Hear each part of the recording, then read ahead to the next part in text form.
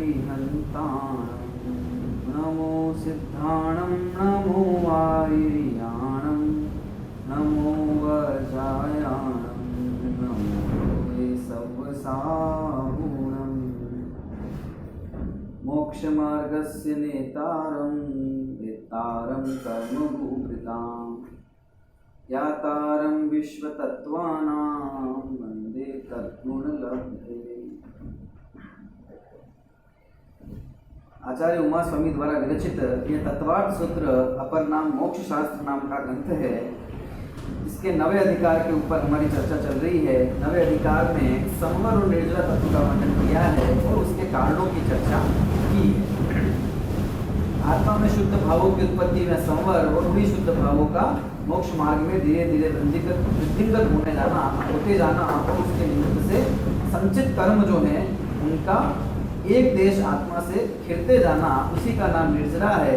तो जिस समय ये जीव की आत्मा में शुद्ध भावों की वृद्धि होती जाती है तो किस प्रकार के वे भाव हैं और उन्हें क्या संज्ञा यहाँ दी गई है ना। तो उस रूप में यहाँ पर निर्जरा के कारणों की चर्चा 19वें सूत्र से फिर आगे इस अध्याय के अंत तक की गई है। और उसी शुद्धि की वृद्धि के साथ साथ होने वाली जो बाह्यचर्या है, होने वाला जो शुभोपयोग है, होने वाला जो तीव्र शुभ भाव है ना, उसको बाहर में उसका साधन रूप से, व्यवहार रूप से निर्जरा का कारण कहा है। जैसे हमने व्यवहार से संवर के कारणों की बात की थी, इसी तरह से निर्जरा के कारणों में भी व्यवहार से उस सब की चर्चा की गई है। तो समिति संवर की संबंधी सूत्र पढ़ने के बाद में हमने तीसरा सूत्र पढ़ा था, वो था तपसा निर्जरा च, कि तप से निर्जरा भी होती है और संवर भी होता है ना। तो वो तप क्या है कि जो संवर और निर्जरा दोनों का हेतु है और मोक्ष मार्ग में है ना कर्म क्षय के का जिसे हेतु माना गया है। कर्म को खिपाने के लिए तप का आचरण करना चाहिए, है ना, तप तपना चाहिए और निश्चय से अंतरंग में अपनी भगवान आत्मा में स्वरूप में लीनता, उसमें ध्यान, जिसको परम तप कहा है ना, वो तप जो कर्म का क्षय करके मोक्ष का हेतु है और परम सुख में स्थापित करने वाला है। ऐसा तप क्या है, उसका क्या स्वरूप है, निश्चय और व्यवहार दोनों से हम उसको देखेंगे और मुनिराज अपने जीवन में अंतर्बाह्य रूप से किस प्रकार से उस तप को तपते हैं और क्यों वे तपस्वी कहलाते हैं, इसका हमें सब चिंतन, तप की चर्चा यहाँ आने वाली है। उसी के भेद प्रभेदों की चर्चा सब फिर आगे सूत्रों में यही चलने वाली है। तो तप का हमें स्वरूप समझना है। आइए अपन देखते हैं सूत्र क्रमांक 19 निर्जला के कारण में तप की चर्चा की, तो तप को अपन समझेंगे और उससे कर्मों की निर्जला इस जीव के होती है, ये हमको देखना है। आइए चलते हैं अपन सूत्र की तरफ।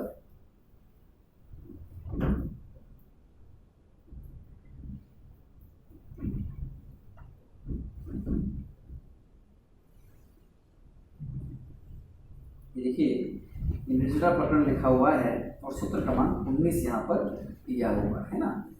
तो प्रथम तो अपन तप का थोड़ा स्वरूप समझ लेते हैं और फिर ये दो प्रकार से तप के भेद किए हुए हैं, वहाँ पर फिर उसको समझेंगे। तप शब्द जो है वो तपने के अर्थ में है या तपाने के अर्थ में है ना। तो जिसके द्वारा कर्मों का प्रतपन किया जाए या कर्मों को जला दिया जाए, है ना, कर्म रूपी ईंधन को जलाने के लिए जो अग्नि के समान हो, उसे तप कहा जाता है। तो कर्म जलेंगे किससे, मतलब खिरेंगे किससे, खत्म किससे होंगे, है ना। अपना समय आने पर खिरेंगे वो नहीं है, वो उस निर्जला की बात नहीं है, वो तप, उसमें कोई तप का नहीं है काम। यहाँ तो जो स्व पुरुषार्थ से, है ना, मोक्ष मार्गी जीव संचित कर्मों को अपने पुरुषार्थ से ही खिपा देते हैं, ऐसा जो कार्य है, ऐसी जो अंतरंग विशुद्धि है, उसी का नाम तप है। और जब ये अंतरंग विशुद्धि इस जीव को प्रकट होती है तो बाह्य में उसके मन रचक काय की जो प्रवृत्ति है वो तो सीमित होती ही है, साथ ही साथ, है ना, इच्छा का निरोध उसके होता है। इच्छा मतलब विषयों में प्रवृत्ति, विषयों में प्रवृत्ति करने का भाव या विषयों में होने वाली प्रवृत्ति। विषयों में प्रवृत्ति उस प्रकार के भाव के बिना नहीं हो सकती। तो इच्छा में तो परिणाम की प्रधानता है ना। तो विषयों में प्रवृत्ति और विषयों में प्रवृत्ति का जो भाव है, इस भाव का त्याग होना, इस भाव का रुकना, इसका नाम तप कहा गया है। अब जब ये परिणति, जब अंतरंग में, जब बाह्य में है ना विषय प्रवृत्ति रुकती है, तो अंतरंग में स्वरूप की प्रवृत्ति इस जीव के बढ़ती जाती है। तो अस्थि से अपन स्वरूप प्रवृत्ति या शुद्धाचरण है ना, या शुद्धोपयोग, ठीक है, या वही सम्यक चरित्र जो हम बात करते हैं है ना, उसी को तप कहा गया है। और उसी को नास्तिक पक्ष से देखें तो उस समय इच्छा का निरोध हो गया है, उस समय मन वचन काय की प्रवृत्ति का भी निरोध हो गया है। उस समय नाना प्रकार से सब विषयों की प्रवृत्ति का इसके निरोध हो गया है और नहीं इस प्रकार की इसकी भाव ऐसा रहा है ना, इसलिए वहां पर उसका उस प्रकार से त्याग बन जाता है, ठीक है।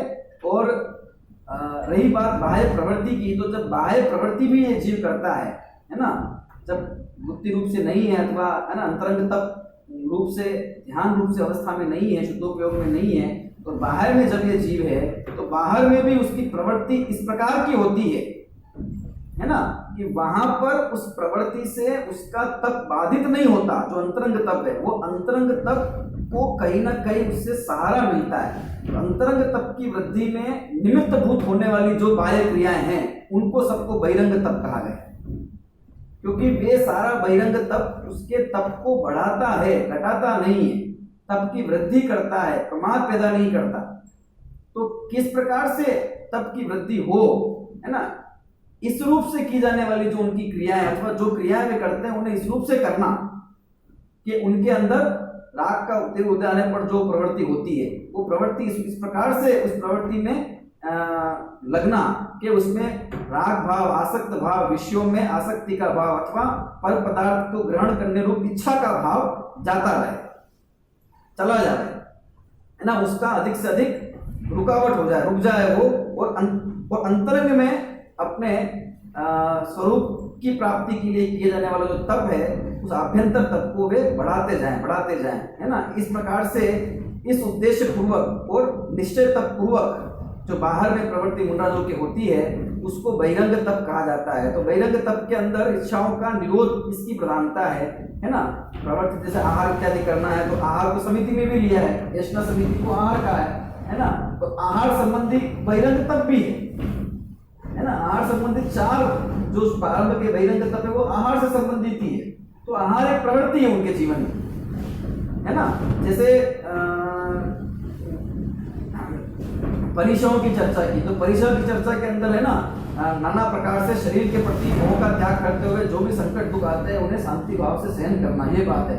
और काय क्लेश नाम के भी तप की बात की है ना, कि नाना प्रकार से इस काया को है ना सुख न हो, है ना, मैं इसमें सुख बुद्धि न करके बैठ जाऊं, मैं मतलब जो दिनचर्या है जो कुछ है उसमें मुझे आराम नहीं लगने लगे, है ना। तो इसका निषेध करने के लिए देह में मेरी ममता और मेरी इच्छा उसका निषेध करने के लिए किया जाने वाला जो उनके द्वारा है ना विशिष्ट तप है ना, जिसके अंदर वे बुद्धिपूर्वक करते हैं अथवा तप की साधना करते हुए कोई भी तकलीफें बाहर में आती है तो उसको सहते हैं शांति से।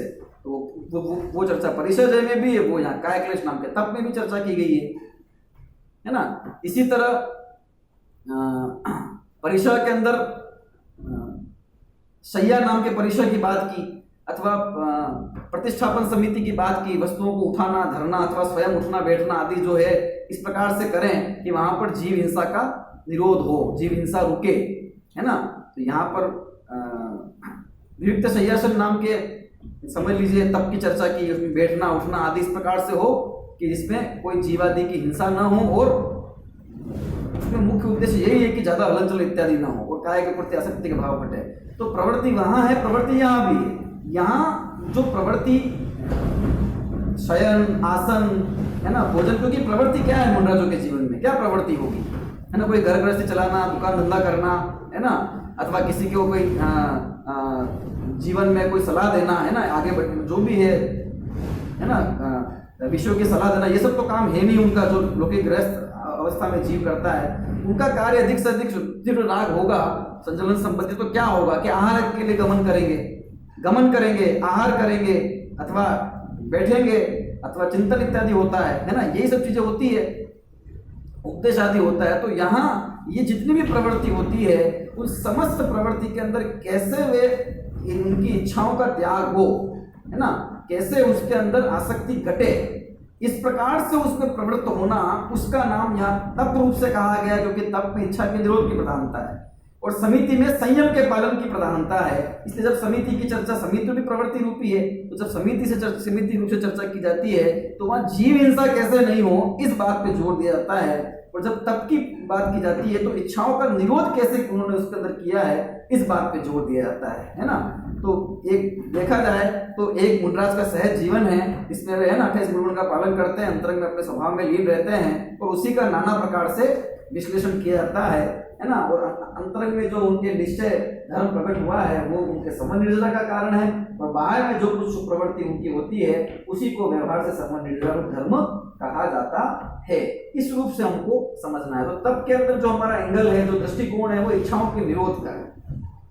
तब के अंदर जो दृष्टिकोण है वो उस निश्चय विराग भाव के नजदीक पहुंचने का है, बाहर में बिल्कुल अनासक्त भाव किस प्रकार से उत्पन्न हो जाए, ऐसा है ना। सुख पूर्वक प्रवृत्ति, जो बाह्य की प्रवृत्ति है उसमें संतुष्टि है, सुख पूर्वक प्रवृत्ति इसका निषेध करके और उसमें इस प्रकार से इच्छाओं का निरोध होना कि अंतरंग के अंदर तप की वृद्धि बढ़ती जाए, अंतरंग तप का साधन बढ़ता जाए। अंतरंग तप भी जो जब कहे जाएंगे तो वास्तव में तो परम अंतरंग तप तो वो ध्यान ही है, ठीक है ना। उससे पूर्व जो है वो सब भी उसके अपेक्षा व्यवहार ही है। और यहाँ पर बहिरंग और अंतरंग तप की चर्चा की है, उसके कुछ बिंदु अलग ये हैं, उसको अपन समझेंगे बहिरंग को बहिरंग क्यों कहा और अंतरंग को अंतरंग क्यों कहा। इस प्रकार से ये तप का स्वरूप हुआ। तो निश्चय से आत्म स्वरूप में लीनता, जिससे कर्म जल जाते हैं, खिल जाते हैं, नष्ट हो जाते हैं, वो तप, वही सम्यक चरित्र, उसी वही तप है ना। और बहिरंग में मन, वचन और काय, ठीक है, इत्यादि की इस प्रकार की प्रवृत्ति, अगर प्रवृत्ति रूप वहां पाई जा रही है तो इस प्रकार की प्रवृत्ति कि जहां सब जगह इच्छाएं जो है वो उनका निरोध होता जाए और विषयों से प्रवृत्ति हटके अंतरंग में मेरी प्रवृत्ति कैसे हो, उसकी सहायक भूत जो जो क्रिया उसमें होती है। विषयों से प्रवृत्ति हटे, अंतरंग में कैसे मोक्ष मार्ग में जीव लगे, है ना, इस प्रकार का भाव जहां पर हो आदि, उन सबको यहाँ पर व्यवहार से तप कहा जाता है और तप के संदर्भ में उनकी चर्चा की जाती है। तो ये निश्चय और व्यवहार तप हुआ, है ना। और ये तो आई गया कि तप का फल क्या है, कि तप का फल मोक्ष है, तप का फल निर्जरा है, लिखा ना तपसा निर्जरा, निर्जरा की पूर्णता वो मोक्ष है। वहां पर निर्जरा जब संपूर्ण कर्म खिल जाना है, कर्म का एक संपूर्ण रूप से खिल जाना, तो ऐसा तप है ना, तीन कषाय चौकड़ी का भाव जिनके हो गया है, ऐसे मुंडराजों के जीवन में, है ना, पाया जाता है, ठीक है। और बहिरंग में भी वे अपनी प्रवृत्ति इत्यादि इस प्रकार की रखते हैं कि जिसके माध्यम से, है ना, उनके पर द्रव्य में रागपना, उसमें लागपना है, उसमें आसक्ति कम से कम होती जाती है, वे छूटते जाते हैं और अंतरंग की तरफ बढ़ते जाते हैं। तो वे उनके वो जो तप है वो निर्जरा का हेतु होता है, ठीक है। अब हम शुरू करेंगे, ये तो निश्चय व्यवहार से बात होगी।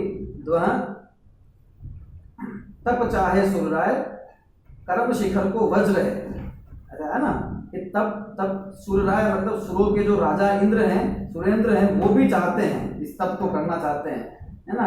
उनके जीवन में हो नहीं पाता वो अलग बात है, पर चाहते हैं। और कर्म शिखर को वज्र है, कर्म रूपी शिखर को जो वज्र के समान है ना।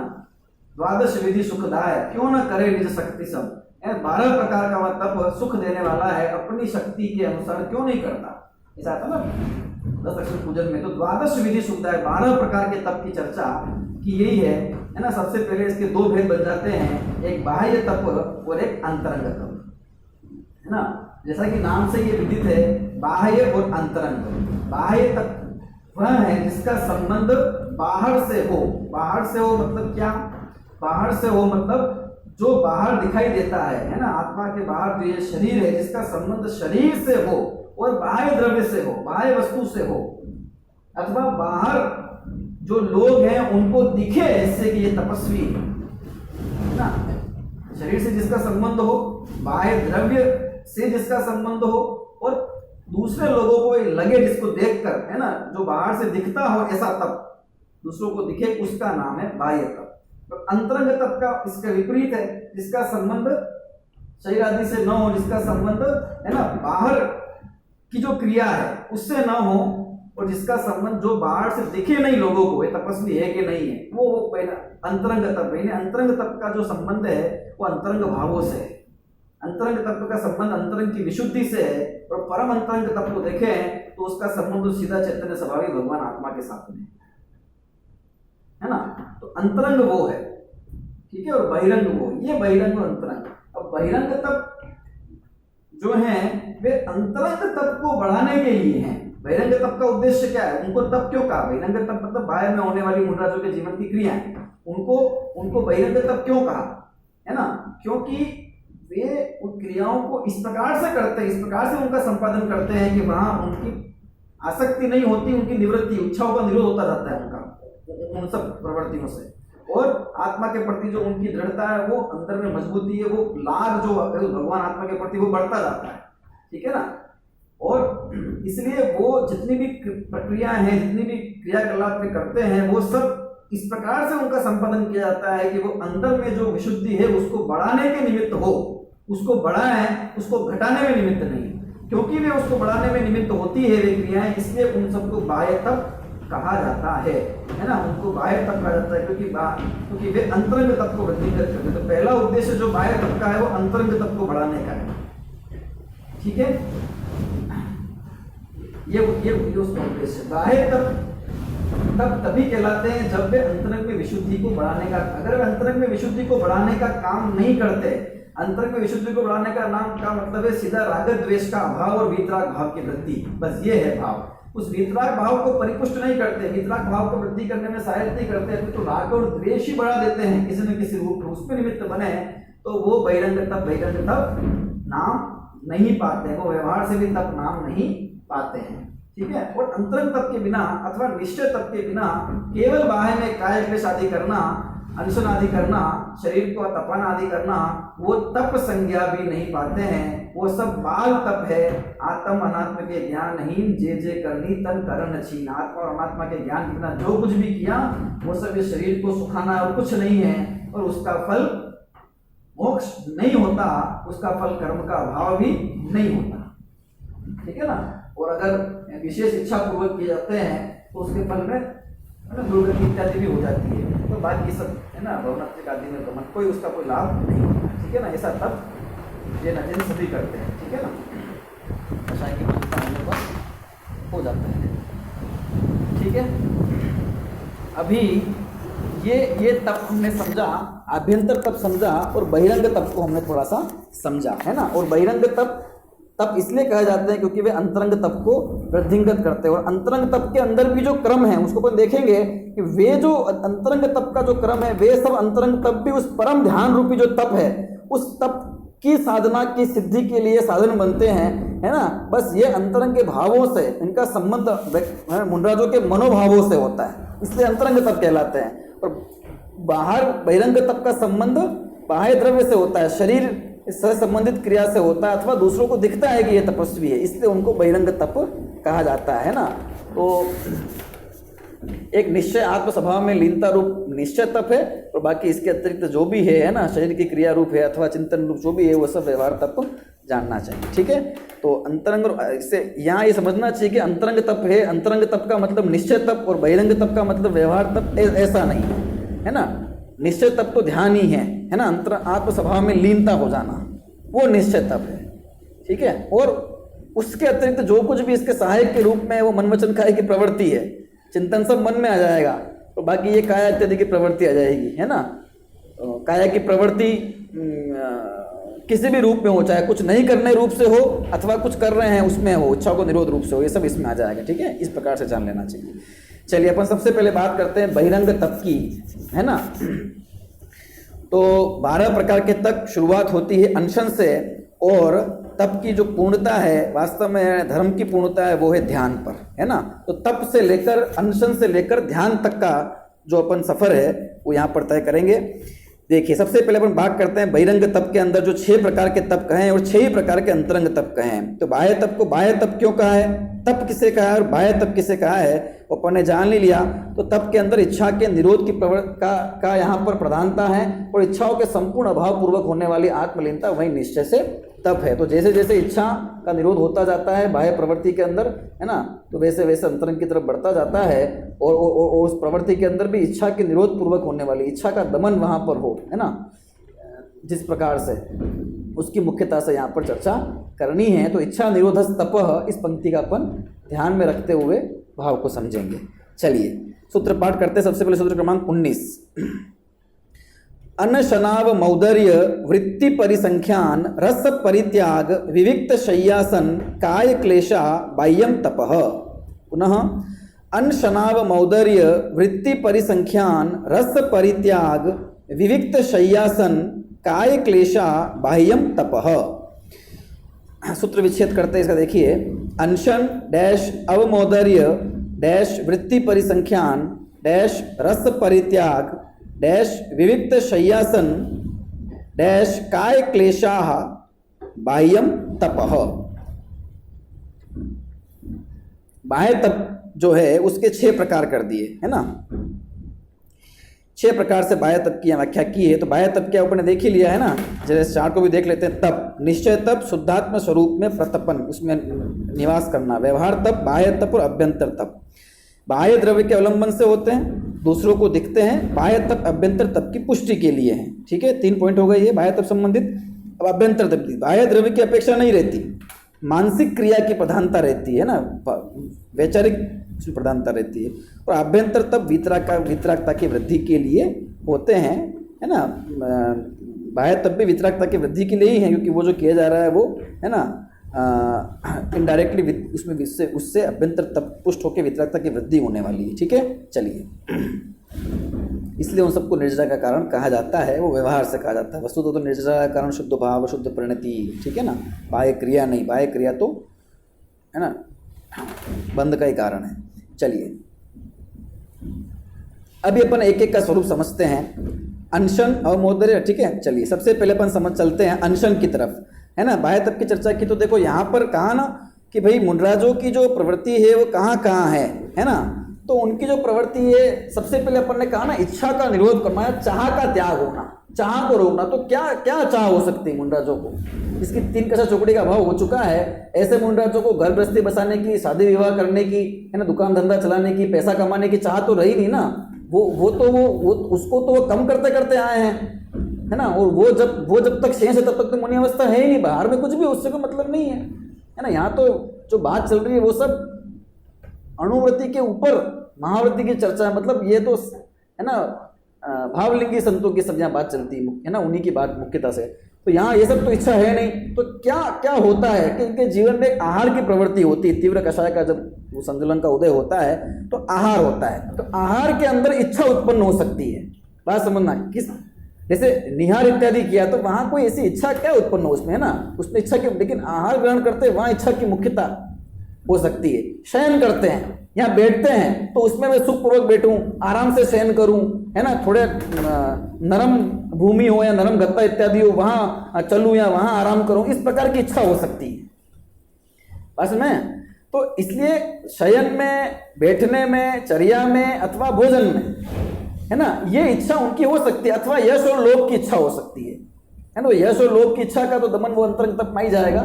ठीक है, तो ये इच्छा हो सकती है। तो इस संबंधी इच्छा का त्याग, तो इसलिए भोजन से संबंधित शुरू के 4 इन्होंने तप बता दिए। अनशन, अवमौदर्य, वृत्ति परिसंख्यान और रस परित्याग।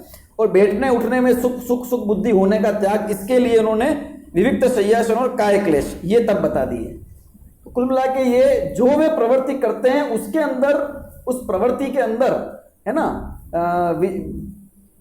मेरी आसक्ति ना बढ़े, है ना, विषयासक्ति ना बढ़े।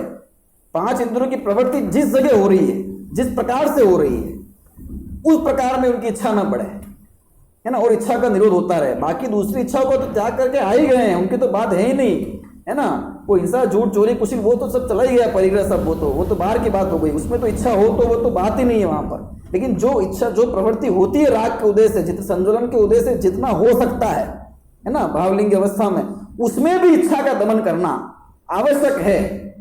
चॉइस नहीं है ऐसी कि कोई मुंडराज करे कोई नहीं करे, दमन करना ही है, तप करना ही है, इच्छा का निरोध होना ही है ना। होता ही है वास्तव में तो, कि अंतरंग में जब परिणति विशुद्ध होती है तो बाहर में होता ही है, सहज प्रवृत्ति है, ठीक है ना।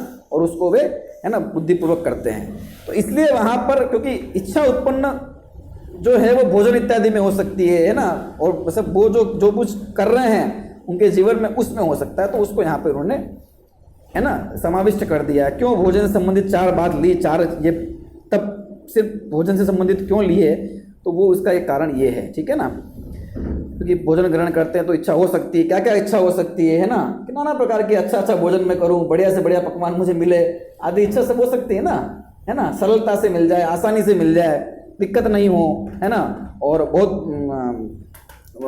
स्वादिष्ट बढ़िया भोजन मिले और पेट भर के खाऊं, ठीक है ना, और कभी भी भूखा ना रहूं, यही तो हो सकती है भोजन के प्रति इच्छा है। और इन सब का निरोध यहाँ पर कर दिया है क्रमशः एक एक के अंदर।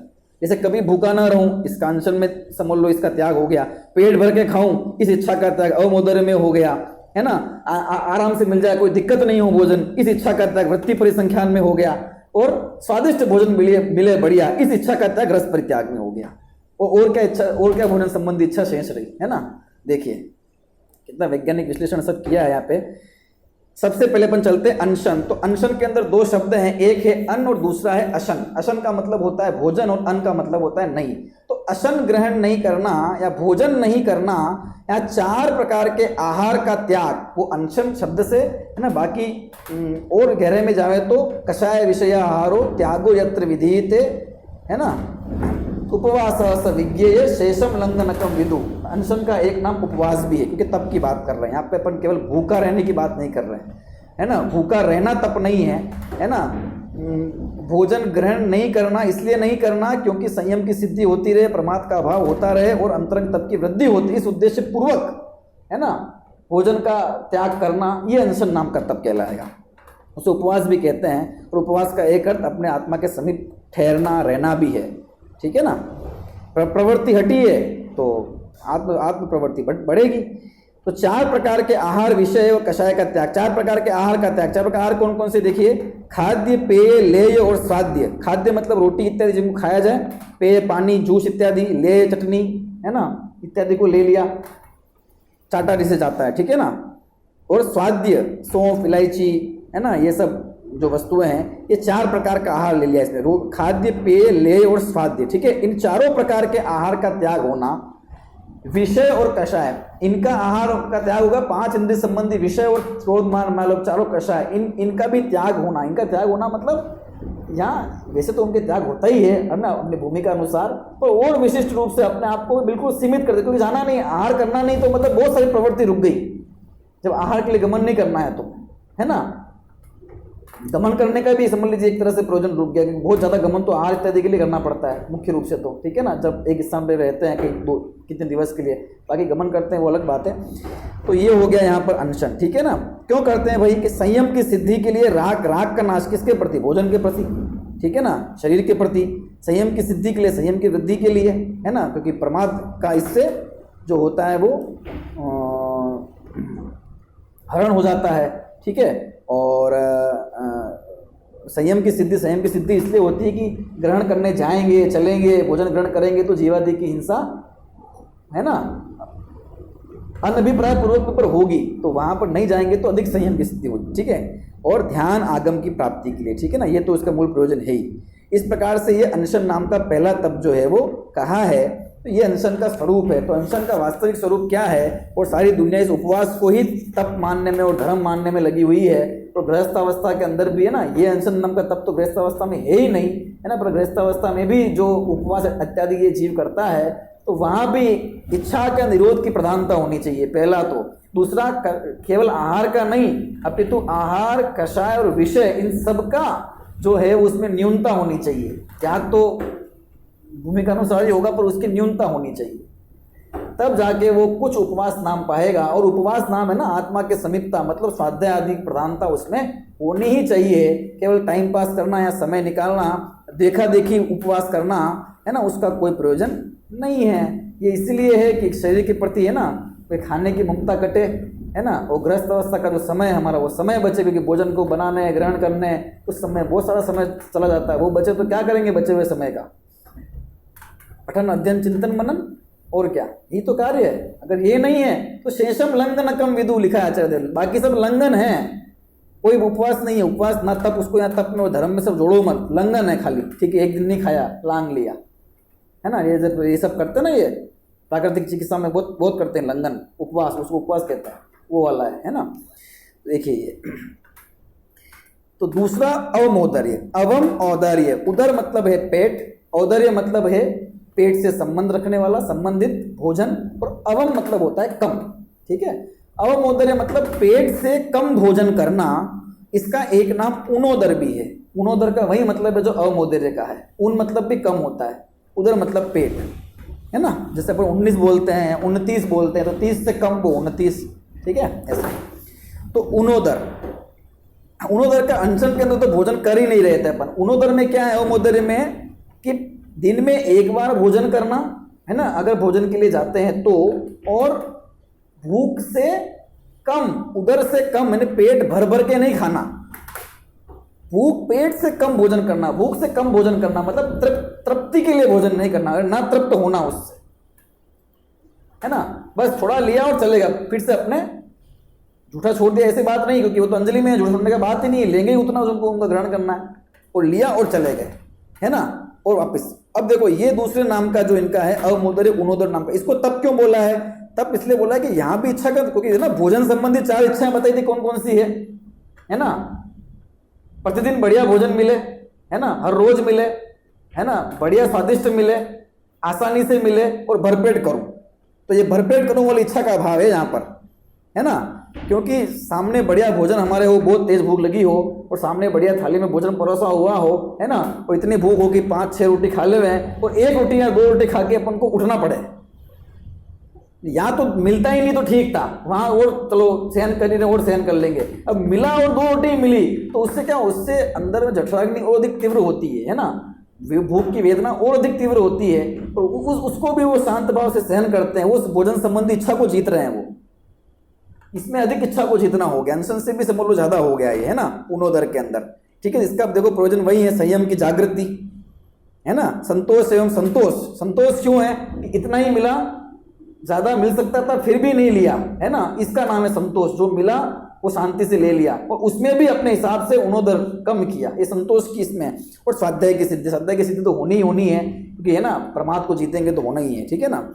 इसलिए भोजन जो लेते हैं वो इतना ही लेते हैं कि जिससे अपना काम चले, ले तप बढ़ावन हेतु नहीं तन पोषते तजी रसन को, है ना, तप की वृद्धि के लिए लेते हैं, तन के पोषण के लिए नहीं लेते हैं, है ना, जिंदा रहने के लिए नहीं लेते कि मैं जीवित रहूं, ये प्रयोजन नहीं होता है, ये तप की वृद्धि होती रहे, और तप का माध्यम काय है ना, बाह्य से, इसलिए बस इतना है। और वो भी कमजोरी हो तो बाकी तो अनशन ही करते हैं, उपवास ही करते हैं, दूर ही रहते हैं इस प्रवृत्ति से। ये है मुंडाजोग का महाजीवन। देखिए अब क्या कर रहा है, भोजन भाई ग्रहण किया ही नहीं जरूरत पड़ी तो, अगर लगा तो फिर किया तो भी ना, भूख से कम भोजन किया, और जब चाहते हैं भोजन के लिए तो भी आसानी से भोजन की उपलब्धि हो मुझे, इस प्रकार के भाव के साथ नहीं, बल्कि वृत्ति परिसंख्यान, है ना, विविध प्रकार की अटपटी प्रतिज्ञाओं के लेना और उसकी पूर्ति होने पर भोजन करना, और प्रतिज्ञा किसी को बताते नहीं है, मन से ग्रहण कर लेते हो। विविध प्रकार के उदाहरण मिलते शास्त्रों में, वो तो बहुत ही अटपटी इस प्रकार की है ना, प्रतिज्ञा पूरी होती है, क्योंकि अटपटी प्रतिज्ञा क्यों लेते हैं, अटपटी इसलिए लेते हैं कि नॉर्मल सामान्य ऐसी भी प्रतिज्ञा ले ली, ठीक है, वो तो कोई वस्तु ऐसी दिख जाए या ऐसा कुछ हो जाए तो वो तो हो ही जाएगा, इसका मतलब वे भोजन करना चाहते हैं। यहाँ तो नहीं चाहने की बात है, या तो चाह को जीतने की बात है, इच्छा प्रकट हुई है ना, असता वेदनी की उदीर्णा के कारण से, लेकिन उसके अंदर बहना नहीं है असता वेदनी की इच्छा के अंदर। अब उसके अंदर मैं कैसे इच्छा का निरोध करूं, कमजोरी है इसलिए जाते हैं, लेकिन कमजोरी में कमजोर नहीं बनते, वहां भी मजबूती रखते हैं, क्योंकि अंतरंग में इतनी उनको अनंत अपना जो उनका जो अंतराय कर्म का भी जैसा स्वयं हुआ है, वीर्य भी प्रकट होता है पुरुषार्थ से अंदर में, ठीक है। तो अनेक प्रकार के अटपटी प्रतिज्ञा लेकर जाते हैं, और वो पूरी हो तो लेते हैं, नहीं तो वापस जाके आ जाते हैं, द्वारे पर जाकर वापस आ जाते हैं, कोई दिक्कत नहीं। और उसमें कहा ना, लाभ की जगह अलाभ में ही संतोष मानते हैं, आया था ना अलाभ परिषद जय के अंदर, उसी में प्रसन्न होते हैं। और अगर प्रतिज्ञा पूरी हो जाए और आहार मिले तो प्रसन्न नहीं होते, है ना, फटाफट जाके, कैसा जीवन है ना, अपन विचार करें तो ये यहाँ पर और इच्छा का निरोध आगे बढ़ गया है। क्यों बढ़ गया कि यहाँ चलो भोजन कर रहे थे, भरपेट ना सही, है ना, कम पेट ही सही कर रहे थे, लेकिन यहाँ तो कह रहे हैं कि जाएंगे भी सही, क्योंकि वेदना हुई है तीव्र उस प्रकार की, लेकिन लेंगे तभी जब इस प्रकार का, तो यहाँ पे उन्होंने अपने आप को और नियमित कर, नियम भी क्या है, नियम लेना भी तप ही है ना, क्योंकि वहां पे अपन इच्छाओं को जीतते हैं। देखो इच्छाओं का निरोध करना का मतलब यहाँ पर उन इच्छाओं के ऊपर विजय प्राप्त करना है तप के माध्यम से, क्योंकि वे तो इच्छाओं का अभाव करना चाहते हैं। और ये बाह्य अवस्था इच्छा उत्पन्न हुई है, चैत्र मोह का विकार है, आया है, तो उसको कैसे अपन विजित करें, है ना।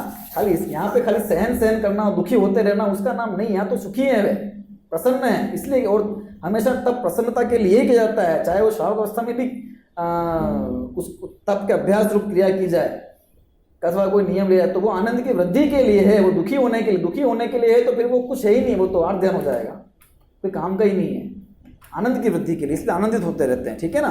वृत्ति परिसंख्यान, और है ना, इसमें मैं भाई किसी निश्चित श्रावक के यहाँ जाके लूँ, इस प्रकार की इच्छा का भी वे त्याग करते हैं, है ना, जिससे मुझे आसानी से भोजन मिल जाए, चलो यहाँ बढ़िया है, यहाँ सीधा जाऊँगा और उसी घर में चला जाऊँगा, वो सेठ जी के यहाँ जिसके भी यहाँ पे, तो वहाँ मुझे मिल जाएगा भोजन, तो वहाँ कर लूँगा। इस प्रकार की इच्छा का त्याग किसी एक जन के जाने का, है ना, इसलिए वो जैसी आहार विधि जहाँ मिलती है वहाँ लेते हैं, सोच संकल्प नहीं करते हैं कि मैं यही ग्रहण करूँगा आहार, मतलब किसी व्यक्ति विशेष के नाम से संकल्प नहीं होता उनका, है ना, बल्कि प्रतिज्ञा होती है अटपटी, ठीक है। ये भी आचार्य भगवंतों ने व्याख्यान बताया है। फिर इतना करने के बाद अगर मिल जावे तो रस परित्याग, तो उसमें भी है ना, क्योंकि श्रावक है, श्रावक तो बढ़िया से बढ़िया भोजन ही मुनराज को परोसेगा, जो उत्तम विधि से और है ना सब शुद्धपूर्वक तैयार किया हो गया, है ना, तो उसके अंदर भी रस परित्याग, रस का त्याग करके 6 प्रकार के षट रस, 6 प्रकार के रस का है ना, सब घी, सब समझ लीजिए खट मीठा, है ना, ये सब आगे बताएं। देखो शेत से घी, दूध, तेल, खांड, गुड़, मीठा आ गया इसके अंदर, है ना, नमक और दही इत्यादि, ठीक है। तो इसमें ये क्षार आ गया, स्वाद, है ना, खट्टा, ये इस प्रकार के 6 प्रकार के रस कहे हैं। तो इन रसों का 1, 2 आदि रसों का त्याग करके भोजन का ग्रहण वे करते हैं। इसलिए ऐसा इसलिए करते हैं क्योंकि वे है ना बढ़िया स्वादिष्ट मधुर भोजन हो, है ना, घृतादि से युक्त, और खाएं और खा के मस्त हो जाएं, है ना, और वो अच्छा लगने लगे, इसलिए बारंबार फिर मैं आहार इत्यादि के लिए जाऊं, तो वो आहार के प्रति इच्छा बढ़ती गई, आहार के प्रति आसक्ति बढ़ गई, है ना, और उसका जो परिणाम होगा वो भी क्या होगा, घृता बढ़ेगी शरीर के अंदर, है ना, रागादि बढ़ेंगे, ब्रह्मचर्य में भी बाधा पहुंचेगी, है ना, सब तरह से उसका साधना के अंदर वो बाधक ही है अधिक भोजन करना, इसलिए वे रस परित्याग करते हैं। इंद्रियों पर विजय, देखो वृत्ति परिसंख्यान में आशा की निवृत्ति, है ना, परम संतोष की सिद्धि, इंद्रियों पर विजय, निद्रा पर विजय, निश्चित रूप से, है ना, घृतादि स्वाध्याय की सिद्धि के लिए, ठीक है। विविक्त शय्यासन, ये 4 का संबंध तो भोजन से था, अब आगे 2 है, उनका संबंध उनके समझ लीजिए कि बैठने उठने आदि जो चर्या है उससे संबंधित होता है, ठीक है। देखिए विविक्त शय्यासन, एकांत स्थान में सोना बैठना आदि करना, तो ये भी वे करते हैं समय समय पर, इस तप का भी वे तपन प्रतपन करते हैं ना, शैया आदि भी करते हैं, तो वे सुखपूर्वक नींद लेते हो ऐसा नहीं है ना, बैठना इत्यादि भी उनका है, तो मतलब बैठे रहना, है ना, जहाँ आराम लगे वहाँ बैठना, है ना, अगर चल भी रहे तो कंकड़ पत्थर इत्यादि अगर हैं तो उसको अपन हटा देवे, इस प्रकार का विकल्प कर ले, इस प्रकार से किसी प्रकार से शरीर को सुख मिले ऐसी इच्छा का वे त्याग करते हैं, उठने बैठने चलने फिरने में भी, है ना। तो इसलिए यहाँ पर यही विविक्त शय्यासन के अंदर लिया गया है ना, एकांत।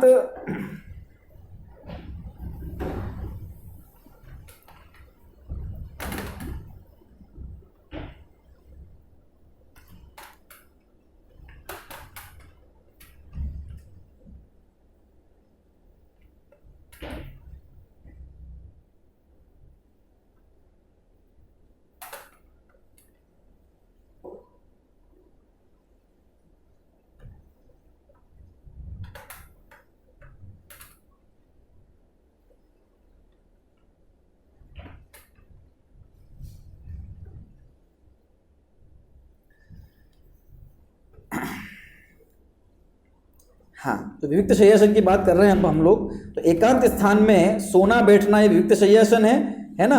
तो बाधा रहित ब्रह्मचर्य के पालन के लिए एकांत स्थान में जाकर भी वे मतलब शयन इत्यादि करते हैं, क्योंकि एकांत में जाने पर, क्योंकि दूसरों के साथ में हूँ तो कहीं लज्जा के वश, है ना, कहीं कोई कुछ दूसरे साथी मुनि आचार्य कुछ कहेंगे, इसके लिए तो कहीं मेरे, है ना, ब्रह्मचर्य इत्यादि का पालन तो नहीं हो रहा, इसलिए एकांत में जाके अपने, है ना, ब्रह्मचर्य को परीक्षा कर लेते हैं उसकी, इसलिए एकांत में बैठना सोना ये इसके लिए है, ठीक है। दूसरा भय आदि को भी जीतना है, और स्वाध्याय, है ना, ध्यान की प्रसिद्धि के लिए, है ना, ध्यान की प्रसिद्धि के लिए, अथवा इसमें शब्द दिया कि आगम की प्रसिद्धि के लिए, जिनवाणी की प्रसिद्धि के लिए, जिनागम की प्रसिद्धि, धर्म की प्रसिद्धि, क्योंकि इन्हें इस प्रकार के कठोर तप करता हुआ देखकर है ना एकांत स्थान पे इस प्रकार से वियुक्त शय्यासन आदि करता हुआ देखकर अन्य लोगों को धर्म की महिमा आती है। ओ क्या मुनिराज है ना, ऐसा ये जैन मुनि है, जैन धर्म इतना महान है, इस प्रकार से प्रभावना भी धर्म की इसके माध्यम से होती है। तो ये भी इसका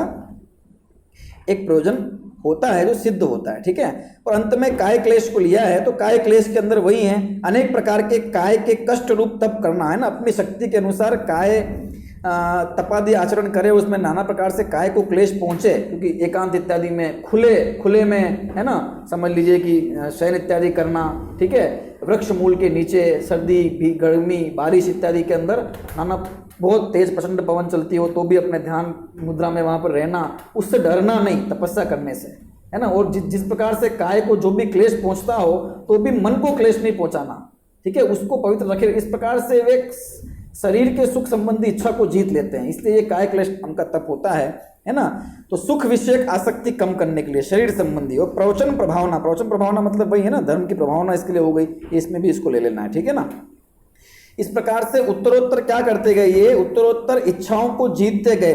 प्रथम तो वे भोजन संबंधी इच्छा को जीत रहे हैं, मिल रहा है तो कम ले रहे हैं और इच्छा कर रहे हैं, और ले भी रहे हैं तो और इच्छा को है ना सम्मिलित परित्याग करके अटपटी प्रतिज्ञा लेके कर रहे हैं, और अगर फिर मिल रहा है तो वहाँ रस का त्याग कर रहे हैं। इतना ही नहीं, ये तो भोजन संबंधी इच्छा का त्याग हो गया, फिर चलना फिरना उठना बैठना सब जगह बड़ी कठोरतापूर्वक आचरण करते हैं, और फिर नाना प्रकार से विविध प्रकार से काय को क्लेश इत्यादि भी समय समय पर अपनी शक्ति अनुसार उसके प्रति आसक्ति का या सुख बुद्धि का त्याग करने के लिए शक्ति अनुसार करते हैं, अथवा अपने तप के मार्ग में कोई बाधा आती है इस प्रकार की तो उसमें विचलित नहीं होते हैं।